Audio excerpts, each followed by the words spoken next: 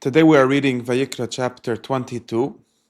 This chapter comes at the end, more or less, of the series of mitzvahs which started in Parshas Kedoshim, which are framed around the concept of Kedusha, and the opposite of Kedusha, which is Chilul Hashem. So Kedusha is Kedoshim Tiyu Ki Ani Hashem, and Chilul is L'Chalal Hashem Kodshi. As we've seen in previous chapters, there are different levels of Kedusha, and each person has to act within his level. So the first Parsha, most of Parshas Kedoshim, was about Yisrael. All the Jewish people have a certain Kedusha, Kedoshim Tiyu, and therefore must act in as is proper to their Kedusha. And the same way the Kehanim, which is more or less with the beginning of Parshas Emer, started about the Kehanim, have their own level of Kedusha, a specific Kedusha. And we discussed in the beginning of Parshas Emer what this specific Kedusha consists of. It consists mostly of their job. Kidashto kies lechem elihechu makriv. The Kehanim's job is to be makriv that something called lechem elihav, which are the Kodashim, right? The holy bread, the karbonas, which are considered the bread of Hashem. Their Kedusha is to be makriv then, and therefore they have to act as is proper to their station in a different level of Kedusha in their actions. And therefore there's also a chilul. If they don't act as is proper to their Kedusha, they're considered to be machalal Shem Hashem, B'Shem HaKodesh of Hashem, which is proper to them. And we have discussed different ways in which that is possible in the previous chapters. This chapter leads us all the way to, I think, almost the completion of this series of laws, which are all framed around Kedusha. Possibly the next chapter after that is also a continuation, and the one after that. We'll get to them as we get to them this week. But we have to read firstly what this chapter, in some sense, but I'm saying that this is getting to the end, because it seems like there's some miscellaneous subjects in this chapter. Sometimes, as we see often, we've seen this in Parshas Kedoshim also, and in many other parshas, that as the parshas reach their end, so there's like a subject which just gets slowly exhausted, and then you get a bunch of short little things which sort of they're replaced, they don't belong anywhere else, and this is where they get put in. So this is sort of how I understand this chapter. As we'll see, it gets to an ending, like a final, very elaborate ending, talking about how important it is to keep the sanctity, the Kedusha of Hashem, of the Kehanim, of the people in these specific ways, and warning for the Chil Hashem.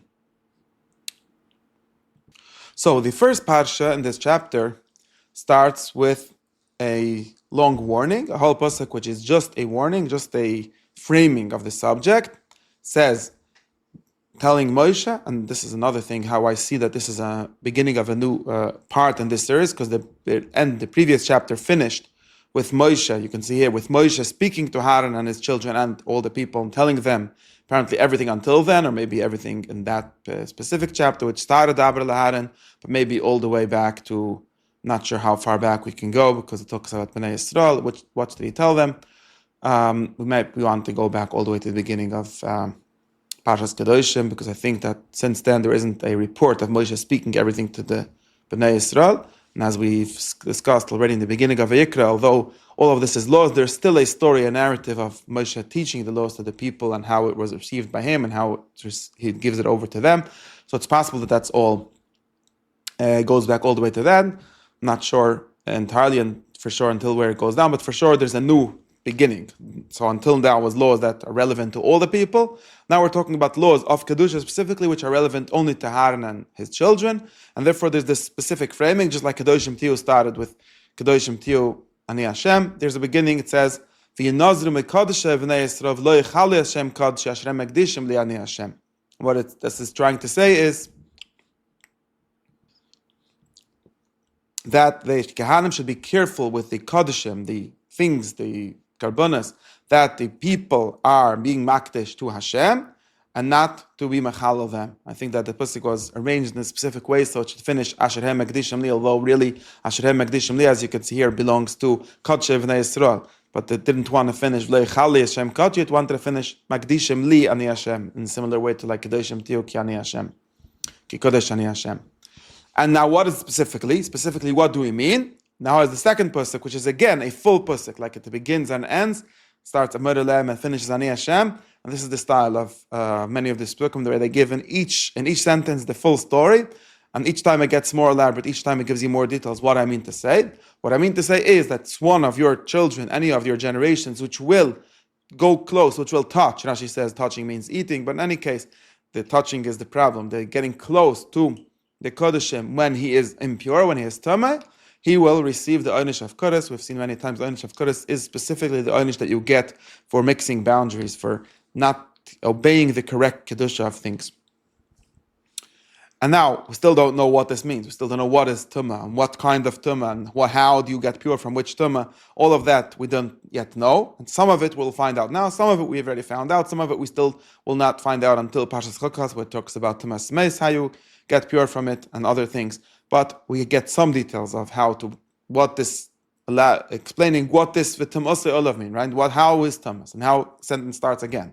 And this is the last time in this series where it starts. It says, any Ish Mzer Aharon, any person, any individual from the descendants of Aharon, who will be either Tzerua or Zav, or Metzoira or Zav. We've discussed the Metzoira or Zav earlier in Parashat Tazria Metzoira.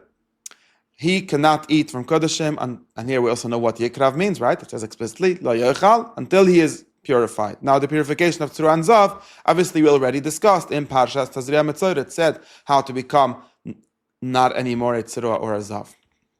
And now there's some more kinds of tumas which we did not learn then how to become pure from them, and we're learning now. And there's a list of 4 things.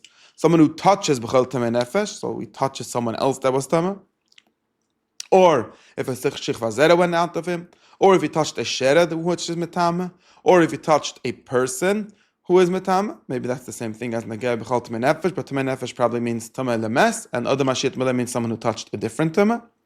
Now, if you did any of these things, then here's the law. What happens is you were tameh until the evening, so therefore you can't eat from the kodeshim until the evening. But the evening is not enough, so it seems like there's 2 stages. We call this a tefillah, and we usually read it as if first he has to toivel, but the tefillah doesn't help until at night. Here it seems like it's really the opposite.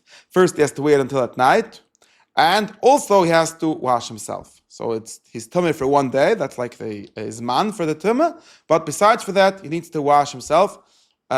Which we should interpret as using a mikveh, but in any case, he has to wash himself. And then in the evening, when the sun sets, then he can eat min HaKodeshim. And the Torah adds a reasoning. Ki lachmahi. Ki lachmahi, we can understand as saying this is why there's this leniency. So really his tameh, and how does he get pure back so quickly, like just today, just being toivel? The answer is this is really his food, as we've discussed, we've seen, I think, already. Lechem alechu makriv. And besides for lechem alechu makriv, it's also and we'll see in the next part about Rama, more clearly, the Kohen's food is the lechem. He doesn't have any other food. This is what he eats. So if he will not be allowed to eat at all, he will sort of go hungry. So, and it seems like the logic of Tvil Yom is that the Kohen should have something to eat at least every night. So maybe during the day, so if you go for a day without having a lot of food, that's not too bad. But at least at night he'll be able to eat. So even if he became impure in the morning, Shich Vazera is usually the night before, and so on, during the day he got impure, so right before the Shkia he goes to the mikveh, and therefore he can eat his supper at night when he comes home, and that is his food. So that's the literal, the halacha that it says here. Now there's one more kind of tumah which it talks about. Of course, there's a problem to explain what is going on here, and it says that nevele otreifa, he should not eat either, and he'll become tumah. Of course, we learned earlier that a yid is also not allowed to eat nevele otreifa, but we understand that this is relating to the tumah. So again, seems like there's a tumah also in the same Tvil Yom, we will assume would go on nevele otreifa, and therefore that's also part, but it's not part of the previous category, so it's here separately. But we still need to, there's still a problem with this pasuk. And here we have a ending for this whole part.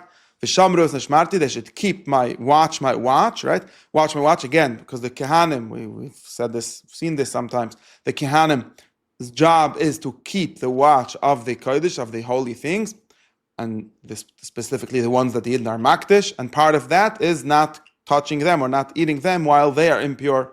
But the Yisrael of Chet, they should not carry their sin, which is like their shlichas from the Yidden, to take care of the kachim correctly, and if they will be chayav misa. So earlier we had Kodesh, then we have misa, and it signs off with Hashem, Ani Hashem Mekadosham. Now, another part of this chapter, another parsha, and it starts us off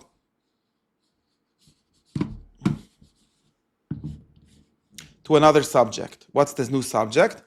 We have discussed that even a kohen, when he is impure, is not allowed to eat kodeshim. But kal v'chomer really, or additionally, someone who's not a kohen for sure cannot eat kodeshim. And here we have a parsha we could see is framed by this statement: v'chol zar li'echal kodesh, or v'chol zar li'echal bay. A zar, meaning someone who is not a kohen, cannot eat kodesh. That's step one. But now things are slightly more complicated. As we've learned, the food of the kohen is kodesh. Now, if the food of the kohen is kodesh, that means also the food of his household is kodesh. So, because that's his food. Like the kohen doesn't have his own fields, he doesn't have his own property. So, eating to him means eating kodesh. So now, just like we saw, there's some leniency of Tvul Yom, which helps that. What's also with the people that belong to the kohen, that belong to the kohen's household, but they're not really kehanim, and that includes many different categories. Number one, it includes toishav kohen v'socher, his toishav, so someone who works for him, or maybe he's a goy or a yid, doesn't matter, some kind of slave or some kind of level of servant. What is his law? So the law for him is that he can't eat kodesh. So the kohen, if he has enough money to hire someone, will have to find money to buy food besides for that. But if he buys someone, if he's his full slave, it doesn't say here if it's a Yiddish slave or a Goyish slave.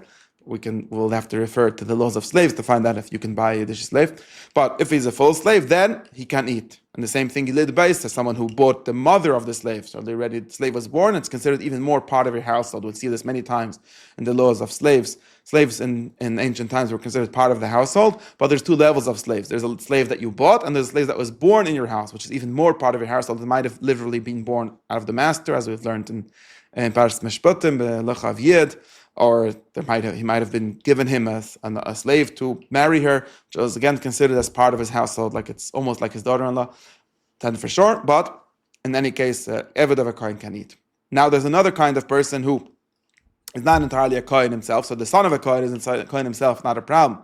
What about the daughter of a Kohen? Daughter of a Kohen is not a Kohen herself, but because she's not doing the avodah, right? A kohen is someone who is lechem alecha or makrev. Their daughters don't do any avodah, so they're not really kehanim. But also, we assume, the pasuk assumes already that we understand that she can eat, and then discusses some specific cases of this bas kohen.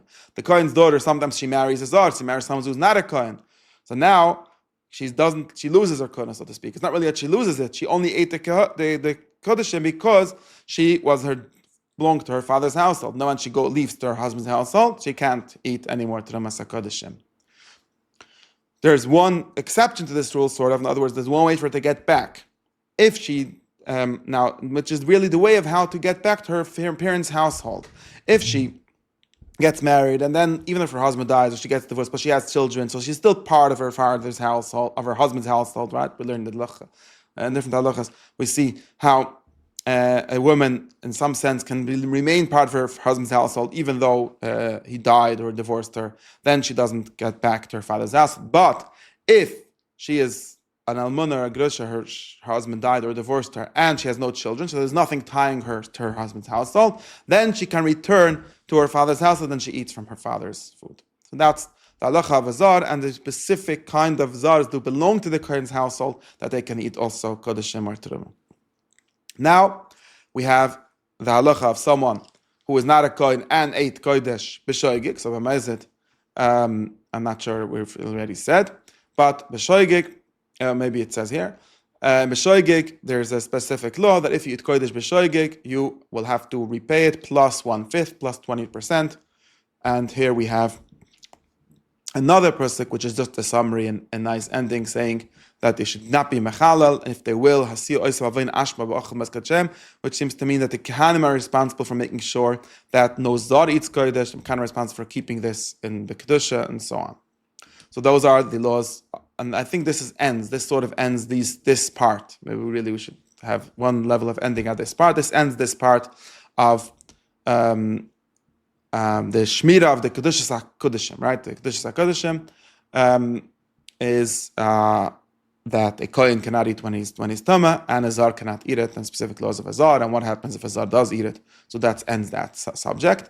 Now we have another series of laws. I should maybe add a new header like this here, which is really not addressed to the Kehanim specifically, but specifically addressed back to the Bnei Yisrael. And this is a question where this little part belongs. It starts Dabel Hanav Elbana Ve'el Kol Bnei Yisrael, right? as opposed to before, which was Aharon Velbonav. So it's Aharon Velbonav, because as we see, the Kehanim, their jobs to take care of all these things. But it's also to all the Bnei Yisrael. And here there's a new halacha, which is that a carbon should not have a mum, and there's a list of mum. So we already know many times, since the beginning of Vayikra, the word tumim is one of the words that appears the most times. I didn't count, but the most popular word is Vayikra is tumim. It says in every carbon specifically that it should be tumim, which means not having a mum. Okay.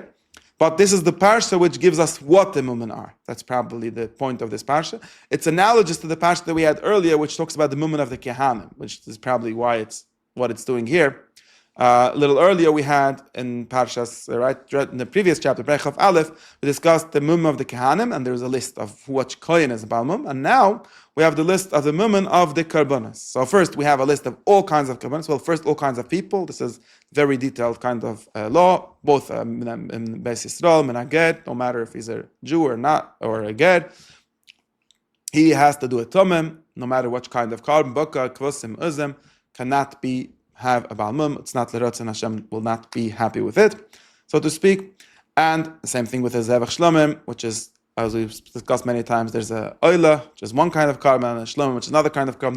These include all the rest of the carbonas. Again, cannot be a Balmum.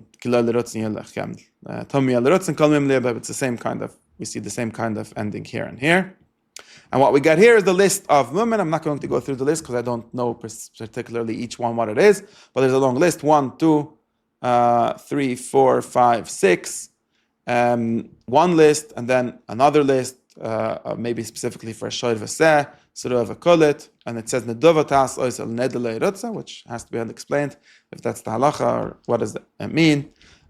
There's then another list, moach v'chosas v'nusik v'chores, also, which cannot be carbon. And in this list, there's something particular. So apparently, the first list seems to be a general list of mumen, of problems with the body of the carbon.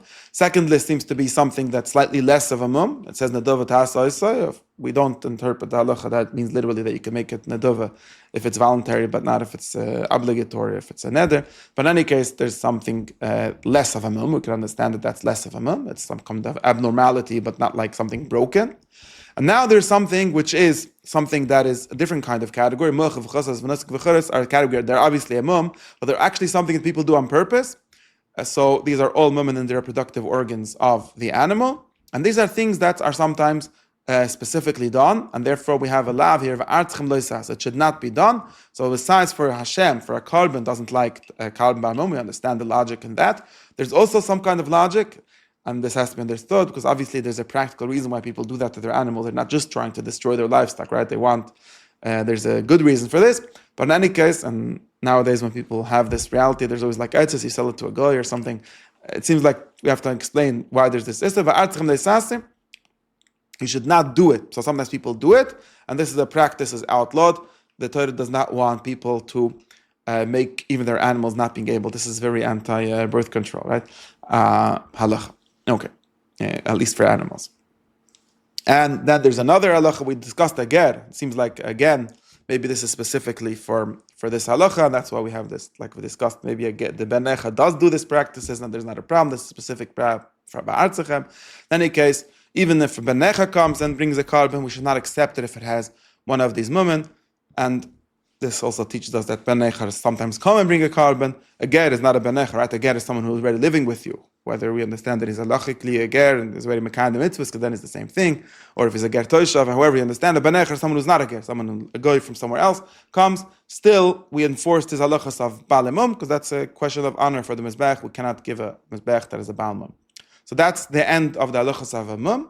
Now we have the last part of this chapter, and also the last part of this entire long series, before we get into the very long and specific parsha of the Yom Tovim, is 3 halachas of karbonas, 3 interesting halachas, and at least 2 of them belong to karbonas. The third one, the middle one, is also about karbonas, but also not only about karbonas, but it probably belongs here because it's relevant when you do karbonas.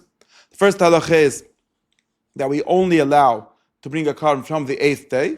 And this is probably also because a baby, when he's born, is really ugly and messy, and we waited for it to be a real thing. Okay. Second halacha is not to shecht oisev as b'noi shoyr v'iseh. It's specifically shecht shoyr v'iseh before it says shoyr eiches v'yez. This one is only shoyr v'iseh. you should not slaughter him and his son, and it's interpreted in halacha as specifically not being him as a son, but her and her daughter and her son. But in any case, we can understand this as a question of like not being nice to like do a genocide in the animal. Like one animal is one thing, but to kill like the whole shoyrish v'anach, as the Ramban says, like the mother and the child, that's very bad. But maybe also has to do with the previous chapter. Like there seems to be we don't want to like, for some reason, and we can understand it as connected to the question of Baal Mum, like we want to have an individuated animal to give to Hashem. We don't want like, oh, it's a baby, so let's just bring it along with his mother. Maybe that's connected with the Oisev Espanoi. Like we want it to have some level of being an animal in itself. And now the third halacha is that as Zevach Toida, and we already had this once, I think, so maybe there's a question why it's here again, that as Zevach Toida shouldn't be eaten that day. We had already explicitly in Parshas Tzav a difference between this kind of shlomim and a regular shlomim and a toida. In any case, can eat in that day, not be left over to the morning. This, as we discussed, so we should have a big party for the carbon toida. Shouldn't be leftovers, and when it's left over, it gets ruined, as it says in a different place, pigelhu. So this also might be connected here to the concept of of the beauty, like the niceness, the aesthetics of the karbanos. Maybe that's why it's doing here. There's also a proposal that this is all preparatory for the next chapter, which is about the Yom Tovim, which is when you bring karbanos, and maybe then people will be tempted to do one of these three things. So it's repeated here. We'll maybe know that if we read it in that context. And that's the end of this series. And we have these three psukim, which are just a recap of the idea. Right? This seems to be very important for the Torah here, which is why I'm talking about it. Not only to list the rules, but also to understand sort of the meaning or the message in which they're encased, in which they're framed. Shmarta mitzvoisav l'schales shem kodshi, ani Hashem, and who is this Hashem? And what's yes chameres mitzrayim l'es lechem lelehim ani Hashem.